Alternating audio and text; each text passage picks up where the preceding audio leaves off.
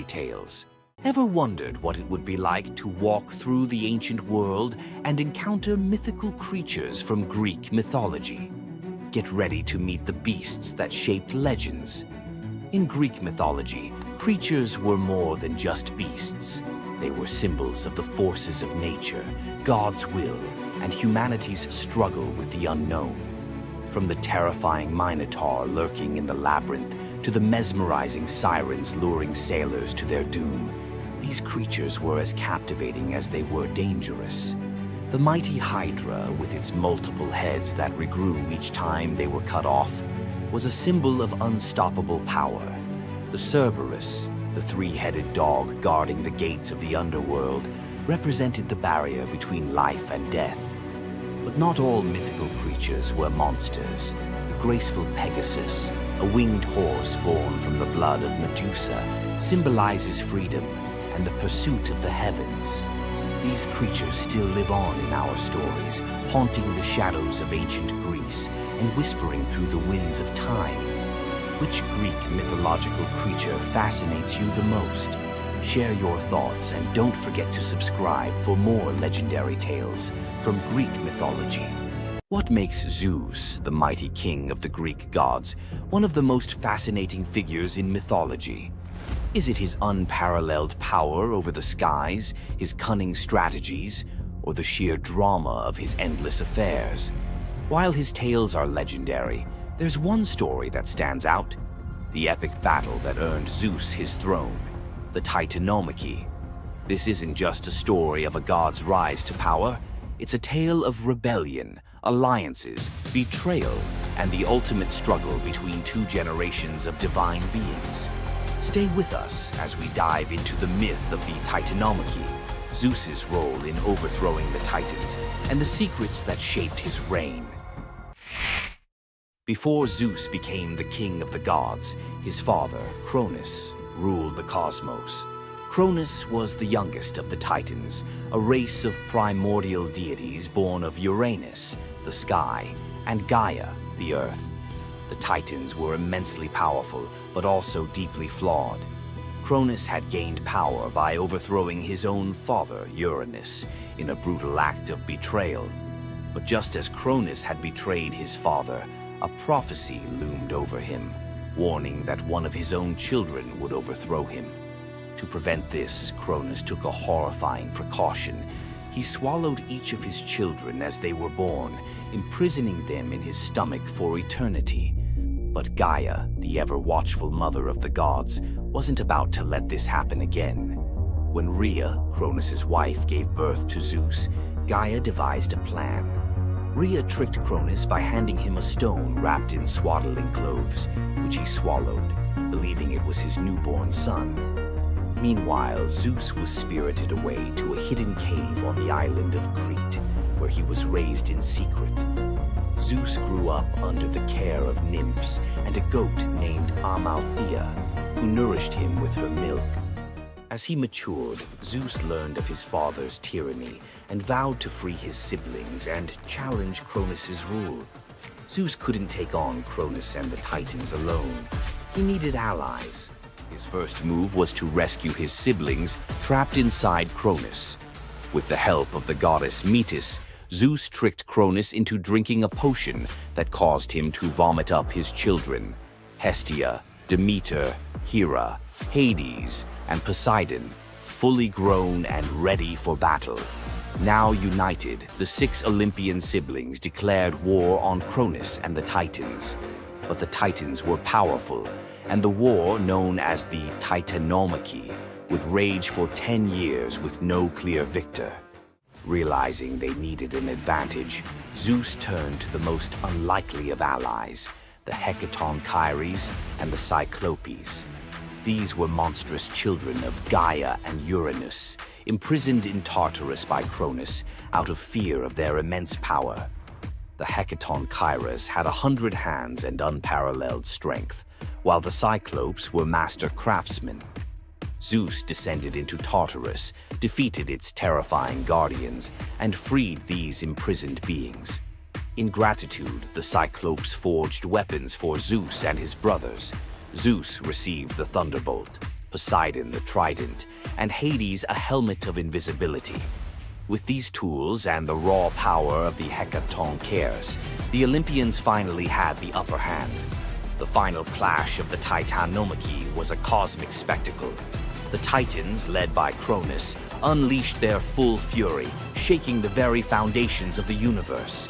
Mountains crumbled, seas boiled, and the skies erupted in chaos.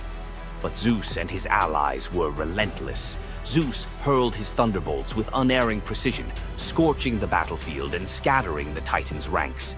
Poseidon unleashed massive earthquakes, and Hades used his helmet of invisibility to sow confusion among their enemies.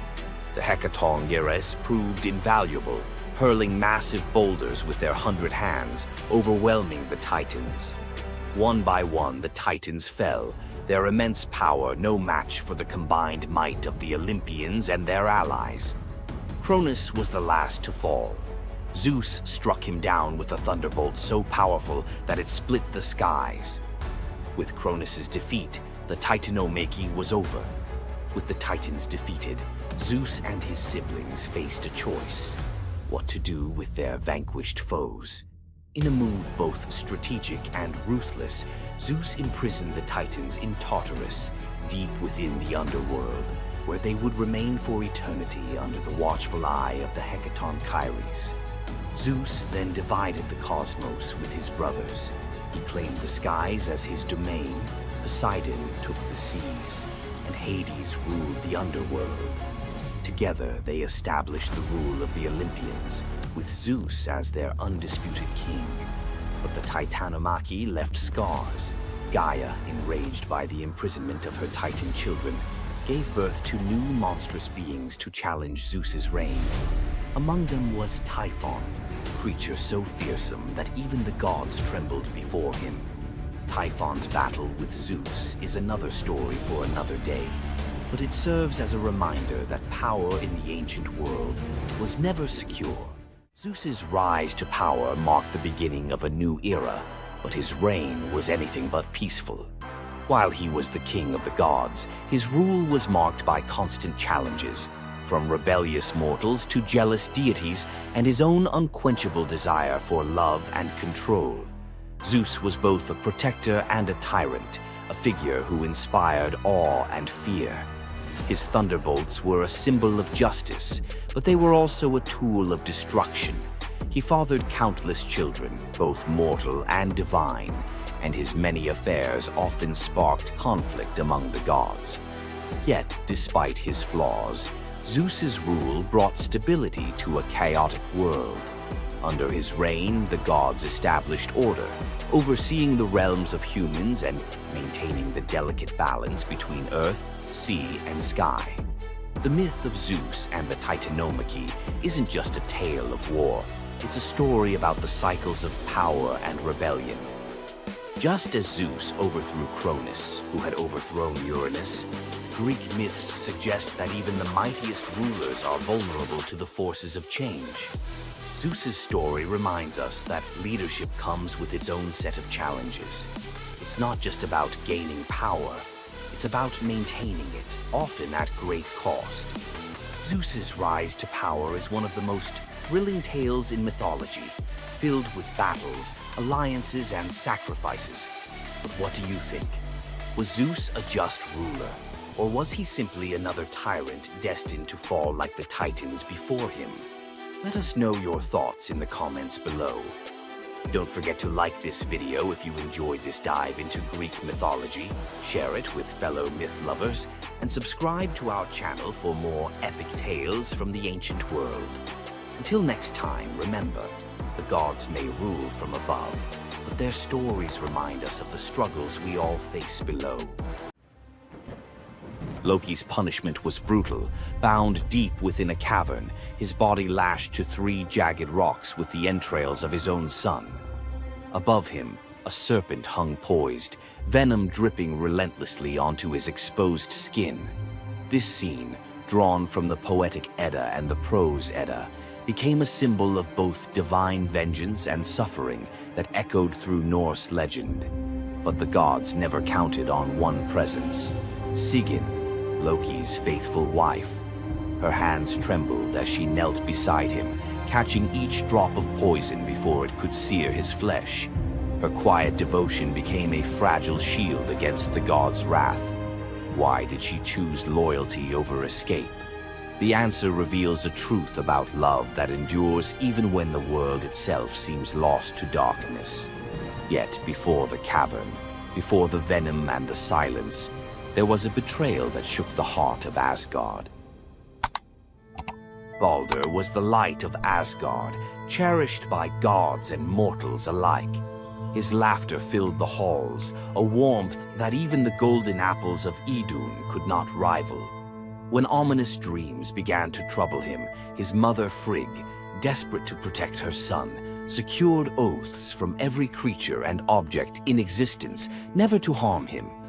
All, that is, except the mistletoe, too slight, too innocent to warrant suspicion. Loki saw opportunity in what others dismissed. He fashioned a dart from that fragile branch and sought out Hoder, Baldur's blind brother. "Here," Loki murmured, placing the weapon in Hoder's uncertain grasp, "let me guide your hand." The dart struck its mark. In an instant, Baldur's light was snuffed out, his presence gone from the world. The gods stood in stunned silence, their joy shattered. Loki lingered in the shadows, the faintest smile on his lips, before slipping away unseen. The prose Edda tells us the pyre burned for 9 nights. Baldur's wife, Nanna, overcome with grief, cast herself onto the flames, her spirit entwined with his. The gods heaped treasures upon the funeral bier, Odin's ring Draupnir, Baldur's own ship Hringhorni, to honor him, but no offering could fill the void left behind. The air grew heavy with suspicion.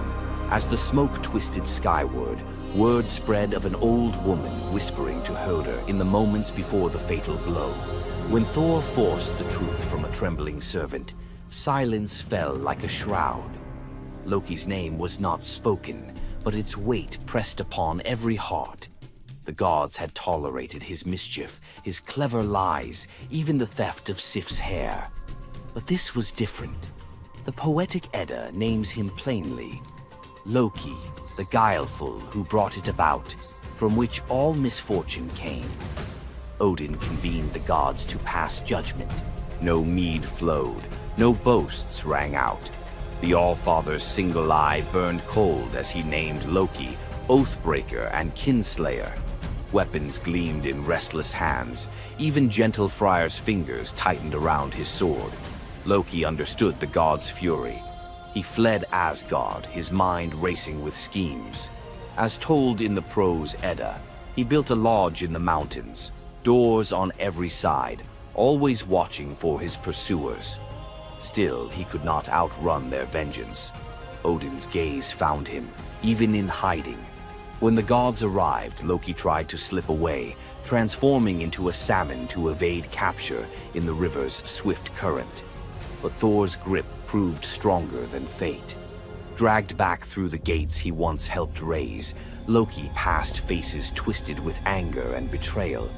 The gods' judgment was swift. The path ahead led not to mercy, but to a place where pain and silence waited in the damp and the dark. They forced Loki into the heart of the earth, a cavern where the air pressed cold and heavy, and every sound echoed off stone walls, slick with damp. Water dripped steadily from above, each drop magnifying the hush that settled over the gods as they set to their grim task. The stench of venom lingered, sharp and persistent, mingling with the iron tang of old blood. Odin's single eye caught the flicker of Skadi's movement. A silent nod passed between them, sealing what would come next. 3 massive boulders, freshly gouged with holes, stood ready. The gods had not brought chains or rope. Instead, they made Loki's punishment a reflection of his own chaos. The prose: Edda tells us they transformed one son, Vali, into a wolf who slew his brother, Nari. With the entrails of Nari turned to iron by the gods' will, they bound Loki fast, wrists, neck, thighs, and ankles, locked tight against the unyielding stone. As the Volispar declares, with the guts of his ice-cold son, the killer is bound. Each knot and twist was deliberate, a reminder that his own blood now held him captive. The weight of the rocks pressed into his flesh, a constant ache that would never fade.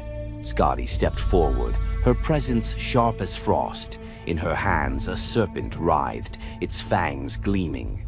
She fixed the creature to a stalactite directly above Loki's face. "For Balder," she said, her voice steady and cold. The serpent's jaws parted, and a bead of venom gathered at its tip. It hung for a moment, then fell. Loki's scream reverberated through the cavern, his body arching in agony as the venom burned into his skin. The pain was relentless, searing into bone, and the world above felt its echoes, earthquakes shaking Midgard, rivers shifting, the roots of Yggdrasil quivering. The gods watched in silence, their faces unreadable. Justice, they believed, had been served. As the serpent's venom continued its slow assault, the rhythm of torment became all-consuming. The next drop formed, poised to fall. Then a figure emerged at the edge of the chamber, a woman, silent, a wooden bowl cradled in her hands. Sigin's arms were blistered, her sleeves stained, but her grip was unwavering as she stepped into the circle of pain. The cavern held its breath. Sigyn knelt, her presence a quiet defiance. The venom hissed into the bowl, wood darkening with each drop. The gods turned away, their judgment complete, but the story within the cavern was only beginning. The bowl rested in Sigyn's hands, its wooden sides polished by hours of silent endurance. She knelt on the cold stone, skirts bunched beneath her, and waited for the serpent's venom to fall. The first drop struck with a hiss, a thin wisp of smoke curling up as Loki's breath caught in his throat. She kept her gaze fixed on the bowl, her resolve anchored by the rhythm of her task. Time unraveled in the cavern, marked only by the relentless cadence of the venom. Drip, catch. The liquid sizzled as it struck the wood, the heat seeping through Sigyn's calloused palms. Each shift of her grip was subtle, a quiet adjustment to keep the bowl steady as her arms ached. Above, the serpent's shadow twisted over the stone, its coils unmoving, its venom gathering in slow, deliberate drops. Loki whimpered, bracing for pain that had become his constant companion. The sound of his dread was sharper than his cries. The air hung heavy with the stench of scorched flesh and the metallic sting of poison. The darkness pressed in, broken only by the faint glimmer of Sigyn's tears as they mixed with venom in the bowl, each drop a testament to her resolve. The silence between drops was punctuated by Loki's ragged breaths and the distant echo of water dripping from the cavern walls. Sigyn's world narrowed to the weight in her arms and the threat above. The bowl filled, the venom rising perilously close to the rim. Sigyn's muscles trembled, but she did not let her grip falter. When at last the bowl brimmed, she had no choice but to turn away. In that brief moment, as she emptied the venom onto the rocks, Loki's body convulsed, his scream raw and unrestrained.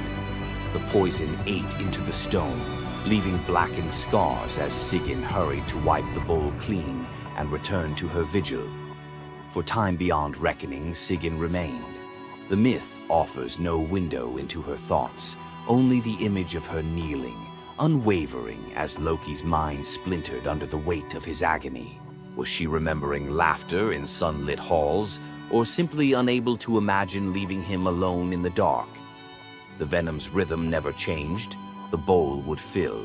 Loki would suffer. Sigyn would endure. In the hush that followed each scream, a question lingered, one that neither gods nor mortals could answer. Love in the dark was never simple. While the gods turned away, Sigyn remained, her presence reshaping the meaning of Loki's punishment. His betrayals had echoed through Asgard, yet her loyalty was a force the gods never expected. The Eddas offer no window into Sigyn's thoughts, recording only her actions. Blistered hands, a steady bowl, venom caught before it could sear flesh. This silence leaves space for us to wonder. Was it love that held her there, or a deeper sense of duty, something older and more enduring than the gods' own laws? Loki, once the master of deception, now depended on the mercy of the one he had so often left in the shadows. When the bowl overflowed and Sigyn turned away, each drip crept like fire through him, twisting his features in agony. His eyes, when they met hers, flickered with both gratitude and resentment. He needed her, but the venom's torment mingled need with bitterness. Still, Sigyn returned every time, catching the next drop before it could fall. The myths do not say what passed between them in those moments, only that she stayed, her resolve unbroken. Scholars often call Sigyn the embodiment of loyalty, the ultimate symbol of spousal devotion. Yet, her sacrifice was more than an act of love. It was a quiet rebellion. By kneeling in the cavern, she defied the gods' vision of justice. Odin had crafted Loki's punishment to be absolute, to break him alone in the dark. Sigyn's refusal to abandon her husband became a shield, her presence a silent protest that denied the gods complete victory. The Eddas never assign her a motive, leaving modern readers to fill the silence with their own questions and interpretations. Was her endurance an act of compassion, or a challenge to the order imposed by the gods? Each drip marked the passage of time, each bowlful a measure of suffering and steadfastness. Loki's laughter, once quick and sharp, faded into broken gasps. His words, sometimes curses, sometimes pleas, found no purchase. Sigyn's hands grew raw and ruined, but she did not falter. The cycle of pain and mercy continued, unbroken. In the end, it was not just Loki who endured the gods' punishment. Sigyn's vigil transformed it, turning isolation into a shared ordeal. In the darkness, her silent defiance and unwavering love became part of the myth, a testament to the power of presence, even when the world has turned away. Sigyn's vigil stands as one of Norse myth's quiet marvels, a steady presence in the shadows, her strength measured not in battle, but in endurance beside the one the gods condemned. As Loki writhed beneath the venom's relentless burn, Sigyn's hands never wavered. The Eddas remember her not for words or deeds of glory, but for the silent rhythm of her care. Her story reminds us that sometimes love endures in darkness. Sigyn's vigil continues until the twilight of the gods, Ragnarok, whenever that may come. Would you have stayed? If Sigyn's silent strength moved you, let us know in the comments or share your favorite Norse hero below. Woke up to find his greatest nightmare had come true. Mjolnir, his mighty hammer that could level mountains and control lightning itself, was gone. Without it, the thunder god was powerless, vulnerable, and mocked. The weapon that defined his very identity as protector of Asgard had vanished without a trace. But what happened next would humiliate him more than any defeat in battle. To get his hammer back, Thor would have to do something that went against every fiber of his warrior identity. You won't believe the disguise he ends up in. It all began on what should have been an ordinary morning in Asgard. Picture Thor reaching for the leather grip that had been at his side for countless centuries, his fingers closing around nothing but empty air. The spot where Mjolnir should rest felt cold and wrong, like a missing tooth that your tongue keeps finding. Thor's morning routine, as predictable as sunrise over Asgard's golden halls, shattered in that single moment of realization. The hammer forged by dwarven masters, the weapon that could summon lightning and level mountains, had vanished without so much as a whisper of sound. The initial shock hit Thor like a physical blow. His hand remained suspended in space, still reaching for what wasn't there. Then panic crept in, cold and relentless. He let out a blood-curdling roar of sheer rage, the whole palace trembling. Without Mjolnir, he was powerless, vulnerable, and mocked, stripped of the weapon that made him Asgard's primary defender. The enemies that prowled the borders of the Nine Realms knew about his mighty hammer. They counted on Thor's strength to keep them at bay. Now that strength was gone. Word spread through Asgard's halls faster than wildfire. The other gods gathered in emergency council, their faces grave as they grasped the full scope of the crisis. Odin's ravens had brought no news. The watchmen at the gates had seen nothing. Mjolnir had simply disappeared, as if it had never existed at all. The assembled gods understood what Thor's loss meant for their realm. Asgard stood vulnerable, its greatest protector reduced to a shadow of his former self. Loki stepped forward through the crowd of worried gods, his familiar, cunning smile playing at the corners of his mouth. He offered to investigate the theft using his shape-shifting abilities, volunteering to venture where other gods could not go undetected. The council accepted his proposal immediately, desperate for any lead in their search. Thor watched his brother prepare for the mission, knowing that Loki's success or failure would determine his own fate. Loki first borrowed Freya's magic feathered coat, allowing him to fly in falcon form to Jotunheim without raising alarms. Each dead end pushed Thor deeper into desperation. He imagined facing his enemies defenseless, their laughter echoing as they realized the thunder god carried no thunder. The trail finally led to the most dangerous territory of all, Jotunheim, the realm of the giants. Loki strode into the council chamber with the confident gait of someone who had solved a mystery, but his expression carried an ominous weight. The giant Thrym, lord of the frost giants, had openly boasted about his theft from his massive throne of ice and stone. He had buried Mjolnir 8 leagues beneath the frozen earth of his realm, thrice deeper than any giant's hall, he claimed, placing it where even Thor's strength would be useless. Thrym had what he thought was a simple demand for the Norse gods. He wanted the beautiful goddess Freya as his bride in exchange for the hammer's return. The giant had fixated on her legendary beauty and grace, convinced that possessing both Mjolnir and the goddess of love would make him the most powerful being in all the 9 realms. His arrogance knew no bounds as he described his elaborate wedding plans to Loki, speaking of golden halls and feasts that would last for weeks. Thrym believed the gods had no choice but to accept his terms. When Loki spoke to the council about Thrym's demand, the council fell silent. Freya's reaction shattered the tense quiet that followed Loki's report, causing her rage to break the Brysinger necklace, its gems scattering across the floor in glittering fragments. She declared she would rather throw herself into the deepest ocean than marry the frost giant who dared make such a demand. The gods found themselves trapped in an impossible situation. They could sacrifice one of their most beloved goddesses to a giant's lust, or they could leave Thor permanently weakened and Asgard vulnerable to every enemy that prowled the borders. The council erupted in frantic debate. Some suggested launching a full assault on Jotunheim, but Thrym's fortress was impregnable and his army vast.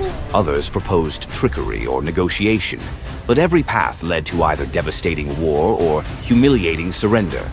Heimdall, the far-seeing guardian who watched over the Rainbow Bridge, had remained silent throughout the heated discussions. When he finally spoke, his words stopped every conversation in the hall. His suggestion was so outrageous, so completely unthinkable, that even Loki's jaw dropped open in shock. The gods stared at Heimdall as if he had lost his mind, but they were out of other options. What he proposed, however, would challenge everything Thor stood for as a warrior. Heimdall's words hung in the air like a challenge to the very foundations of Norse honor. The far-seeing god had suggested that Thor disguise himself as a bride and infiltrate Thrym's wedding feast to recover Mjolnir. He spoke with calm authority, tie housewife's keys about his waist, and pin bridal jewels upon his breast. The idea was so fundamentally opposed to Norse concepts of masculine honor that Thor's initial response shook the very walls of Asgard. He declared the plan preposterous and swore he would never hear the end of it if word spread that the Thunder God had dressed as a woman. The assembled gods watched in tense silence as their mightiest protector wrestled with a challenge that could not be solved through brute force or lightning strikes. They had already considered launching a full assault on Jotunheim, but Thrym's fortress was impregnable and his army vast. No other choice remained. Thor paced the hall like a caged wolf, his massive fists clenched as he grappled with the impossible choice between his warrior's pride and his duty to protect Asgard.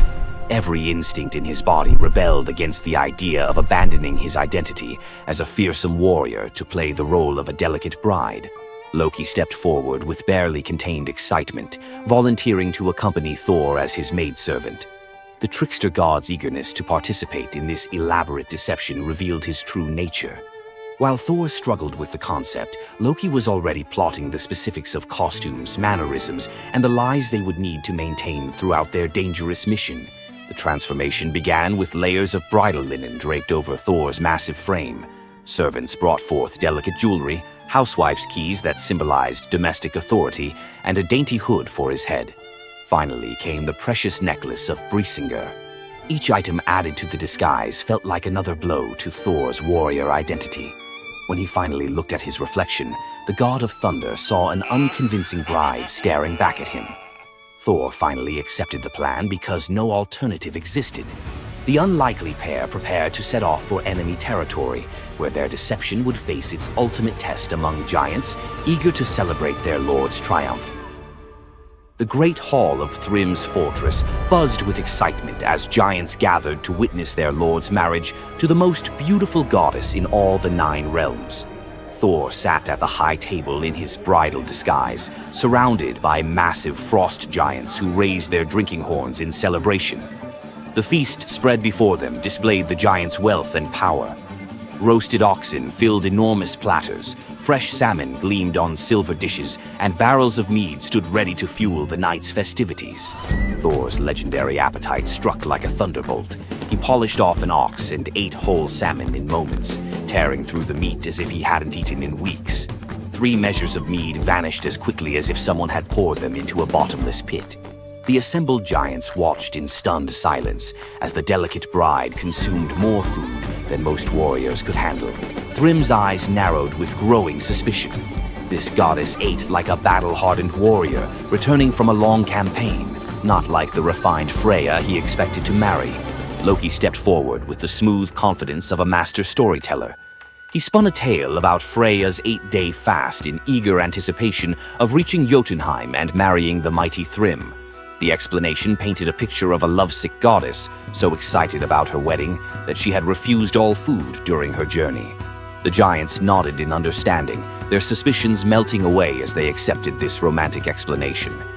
Thrym felt honored by such devotion and relaxed completely, his doubts vanishing.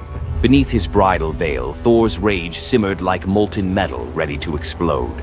Every moment at the feast brought new challenges as he struggled to maintain feminine mannerisms while surrounded by his enemies.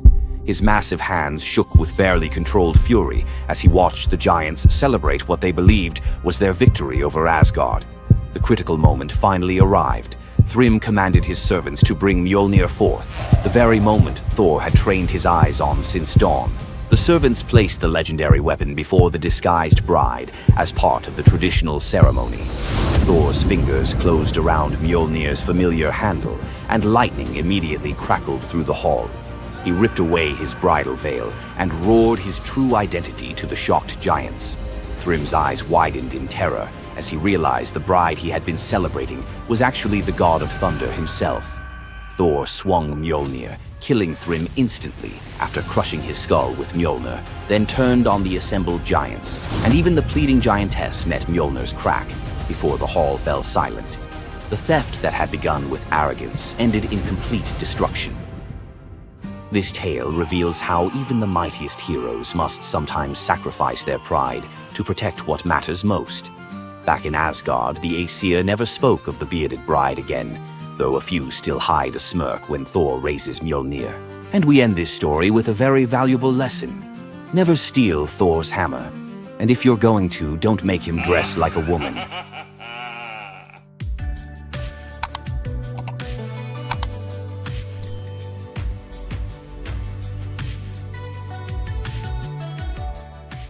Imagine having a wish so powerful that everything you touch turns to gold.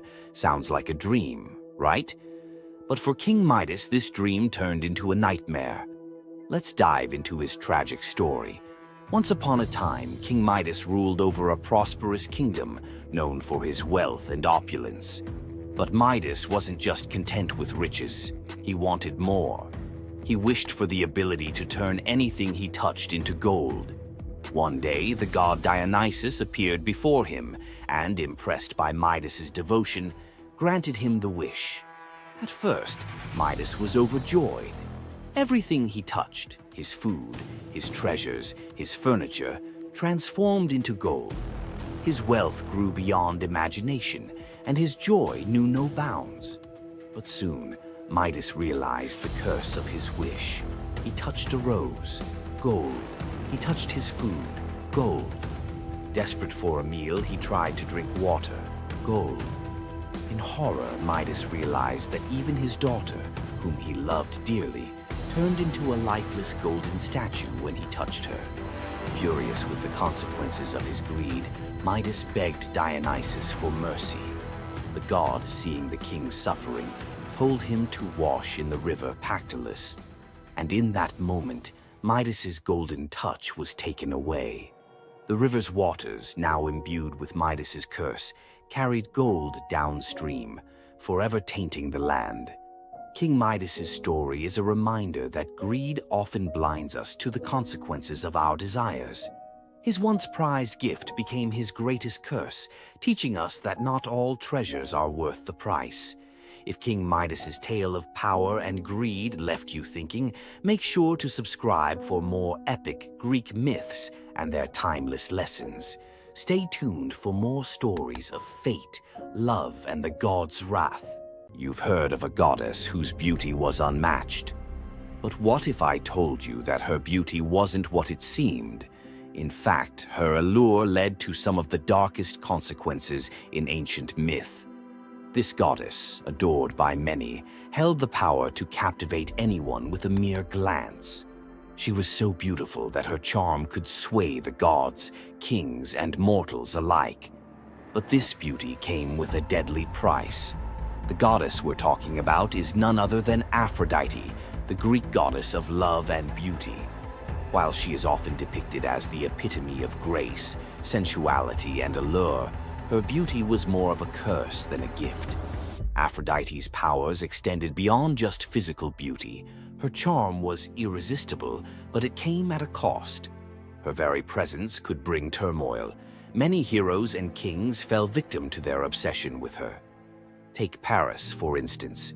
His decision to choose Aphrodite as the fairest of the goddesses set in motion the events that led to the Trojan War. His desire for her beauty caused the death of thousands and the fall of Troy. But Aphrodite's beauty didn't just destroy men. It could break gods, too.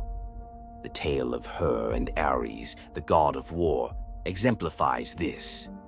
While Aphrodite was married to Hephaestus, the god of blacksmiths, her passionate affair with Ares led to chaos among the gods.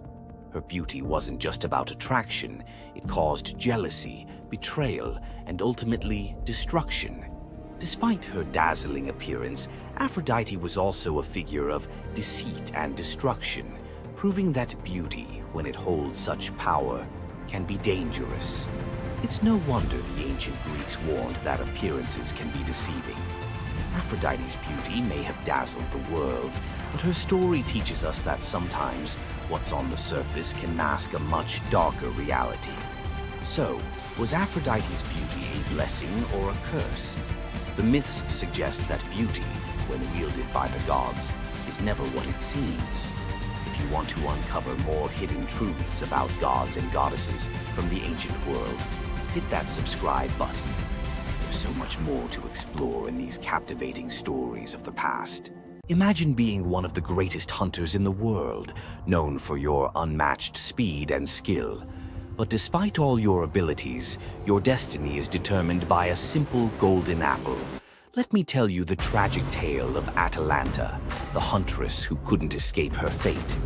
Atalanta was abandoned at birth by her father, Zeus, who didn't want a daughter. Left to die in the wilderness, she was raised by a she-bear, learning to hunt and survive. As she grew, Atalanta became a legendary warrior, her skills in hunting unmatched. But no matter how great